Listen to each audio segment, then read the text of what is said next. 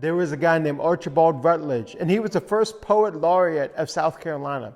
And he wrote that one day he met a man whose dog had just been killed in a forest fire.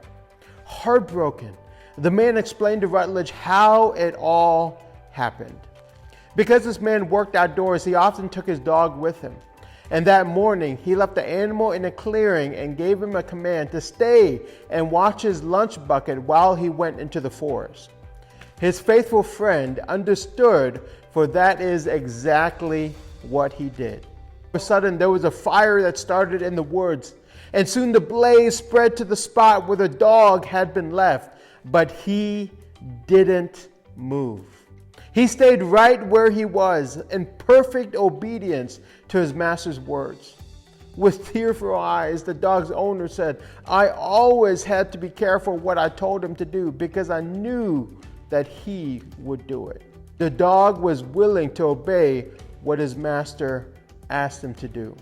In Genesis chapter 11, we encounter a story of a group of people building a tower that God never wanted them to build. Unlike the dog in the story, they did not obey and trust what God had asked them to do. Now, the story is packed full of lessons we can draw from, but as you discuss the story, I pray that three things will happen. Number one, I pray that you will learn about the importance of God's commands to his people. Two, I pray that you'll understand that obedience to God's directives is the only route to peace of mind in the Christian life. And lastly, I pray that you would decide to listen to God and follow his will for your life. It was not wrong for the people at the Tower of Babel to build a tower. What was wrong was the people in building a tower were demonstrating that they did not trust in God's word, and that led them to disobey what he had asked them to do. They thought that their way of doing things was much better, and they placed their wisdom and their desires above the desires and wisdom of God.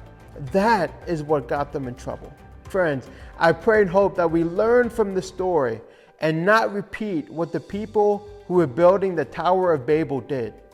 Let us trust in God and in his will for our lives. I pray that all of us will decide today to trust in God, listen to his voice, and follow his will for our lives.